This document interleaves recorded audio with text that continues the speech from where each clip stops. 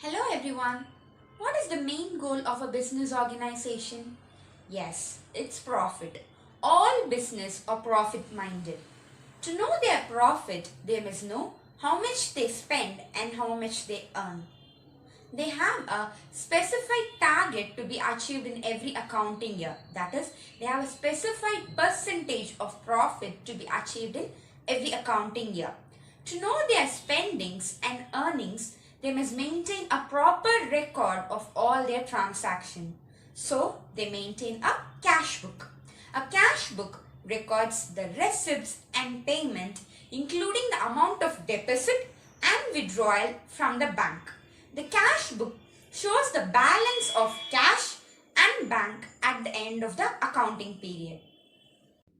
This is the format of a cash book. The date of the transaction will be written in the date column. The details of the transaction will be written in the particulars column. The ledger folio number will be written in the LF column. It will have separate columns for cash and bank transactions. All receipts are recorded on the debit side and the payments are recorded on the credit side. Once the cash book has been balanced, the business has to check with the record in the bank. All organization will have an account with any bank. So what will the banker do? He'll make a record of all the transactions made by the firm, all the deposits and the withdrawal made by the firm in a bank statement. The balance as per bank statement and the bank balance as per cash book must tally with each other. That is, both the balances must be the same, but they are usually found to be different. They must find the reason for such differences to rectify this. This is the format of a bank passbook. The date of the transaction will be written in the date column. The details of the transaction will be written in the particulars column. Withdrawals are shown as debit and deposits are shown as credit. The balance column will show whether the bank passbook shows a debit balance or a credit balance.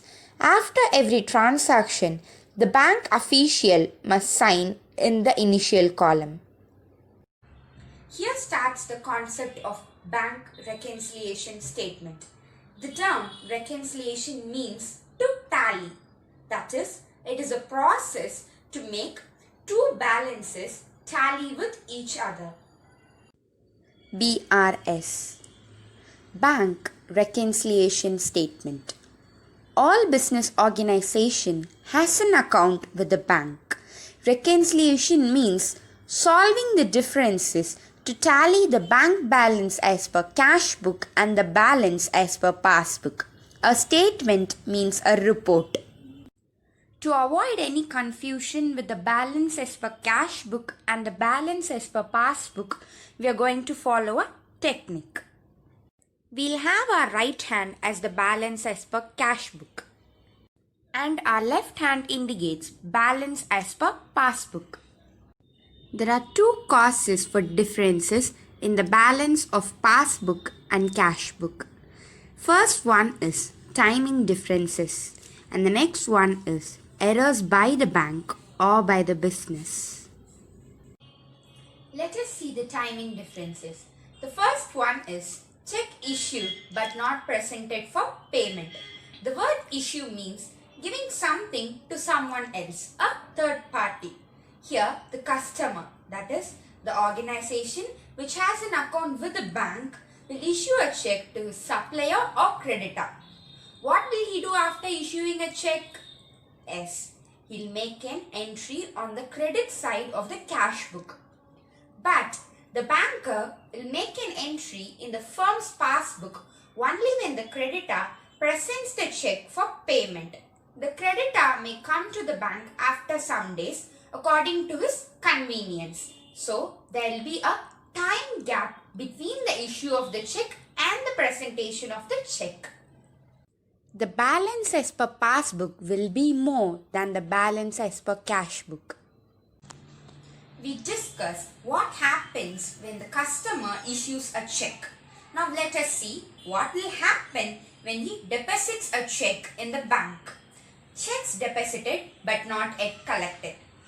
The word deposit means you deposit money into the bank in the form of check. So when the customer deposits a check, he'll immediately make an entry on the debit side, that is the receipt side of the cash book. But the banker can make entry in the bank passbook only after a few days. It has to undergo some process. So there will be no entry in the passbook for some time. The balance as per cash book will be more than the balance as per passbook. The next case is direct debits by the bank from the firm's bank account. In some cases, the bank will debit some amount directly from the bank account. The word debit here means the bank can take some amount from the customer's bank account for his services. The services may be check collection charges, incidental charges, and interest on overdraft. Overdraft means we can withdraw from the account even if there is no balance in our account. The bank will provide funds for us and we have to pay interest for the amount overdrawn. When the bank makes a debit for all these services, it will make an entry on the bank passbook. But the customer will make an entry in the cash book only when he receives the bank statement from the bank. Until then, he will not know about this transaction. The balance as per cash book will be more than the balance as per passbook. We now saw what happens when the bank directly debits from the customer's bank account. What will happen if the creditor of the customer directly deposits amount into the customer's bank account? Direct deposits into the firm's bank account. Sometimes the creditor of the customer will directly deposit the amount into the customer's bank account. The creditor will deposit the amount without any intimation to the customer. So he will not be aware of this transaction. When the creditor deposits the amount, the banker will make an entry in the firm's passbook. He will immediately credit that amount in the bank passbook. The customer will come to know about this transaction only when he receives the bank statement. The balance as per passbook will be more than the balance as per cash book. The next cost is interest and dividend collected by the bank on behalf of the customer. Here, the bank will collect all incomes that are to be earned by the customer. For example, it may collect the dividend and interest on behalf of the customer. On collecting these income, the banker will make an entry in the passbook. That is, it will credit that amount in the passbook. But the customer will come to know about this transaction only when he receives the bank statement. Until then, he will not make any entry in the cash book. The balance as per passbook will be more than the balance as per cash book. We saw what will happen if the bank collects income on behalf of the customer. Now let us see what will happen if the bank makes payment on behalf of the customer. Payments made on behalf of the customer by the bank. Sometimes the customer may give standing instructions to the bank to make payment. For example, to pay insurance premium, rent and telephone bill. Once the bank make payment, they make an entry in the bank passbook. They'll make a debit entry in the bank passbook. But the customer will come to know about this entry only when he receives the bank statement. Until then, he'll not make any entry in the cash book. The balance as per cash book will be more than the balance as per passbook. The last one is checks deposited dishonored. The word dishonor means the bank may refuse to pay the amount mentioned in the check. It may be because the check is damaged or the customer might have failed to mention any detail that are necessary. So, when a check is dishonor, the banker will debit that amount mentioned in the check. So, he'll make an entry on the debit side of the bank passbook. But what will the customer think? He'll think that he has deposited an amount. So, he'll make an entry on the debit side of the cash book. He'll not be aware of this dishonor. Only when he receives the bank statement, he'll come to know about this dishonor and make an entry in the cash book. Until then, he'll make an entry only for the deposit of the check and not the dishonor of the check. The balance as per cash book will be more than the balance as per passbook. Let us recall the timing differences. Check issued but not presented for payment. Checks deposited but not yet collected. Direct debits by the bank from the firm's bank account. Amounts directly deposited into the firm's bank account. Interest and dividend collected by the bank. Payments made by the bank on behalf of the customer. And checks deposited dishonored. The second cause for differences in the balance is errors made by the bank or by the business. It may be due to wrong recording, omission. Omission means fail to make a record of such transaction, or it may be due to wrong totaling. These errors can be made by the bank or by the business. The bank balance as per cash book and passbook may be favorable or unfavorable. Debit balance as per cash book and credit balance as per passbook are favorable balances.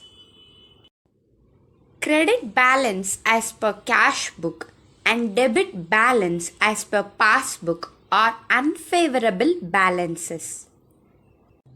Any of the four balances, that is debit balance as per cash book, credit balance as per passbook, credit balance as per cash book and debit balance as per passbook will be given in the question. They would have mentioned any one of the balances in the question. We'll work out the problem by only adjusting the balance that is given in the question. We now learnt the concept of bank reconciliation statement.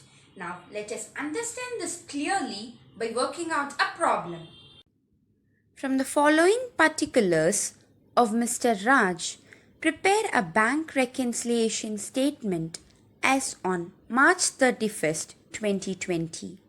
Bank balance as per cash book is rupees 50,000 debit. Debit balance as per cash book is a favorable balance. All favorable balances are added. Checks issued but not presented for payment, rupees 6,000. When a check is issued, the customer will credit the amount in the cash book, which will automatically lower the bank balance as per cash book. The balance as per cash book will be rupees 6,000 less than the balance as per passbook. We must add rupees 6,000 to make the balance as per cash book and the balance as per passbook the same. The bank had directly collected a dividend of rupees 8,000 and credited to bank account but was not entered in the cash book. Since dividend is an income, the bank will make an entry in the credit column of the bank passbook. So, the balance as per passbook will be rupees 8,000 more than the balance as per cash book. To rectify this, we must add rupees 8,000. Bank charges of rupees 400 were not entered in the cash book. Bank charges is a direct debit by the bank which will lower the balance as per passbook. In this case, the balance as per passbook will be rupees 400 less than the balance as per cash book. To make both the balances tally, we have to subtract rupees 400. Checks for rupees 6,000 was deposited but not yet collected by the bank. When the customer deposits a check, he'll make a debit entry in the cash book which will automatically increase the bank balance as per cash book. So, the balance as per cash book will be rupees 6,000 more than the balance as per passbook. To rectify this difference, we must subtract rupees 6,000. Balance as per cash book 50,000 is added. Checks issued but not presented for payment 6,000 and dividends collected by the bank 8,000 are also added. Check deposited but not yet credited by the bank 6,000 and bank charges debited by the bank 400 are subtracted.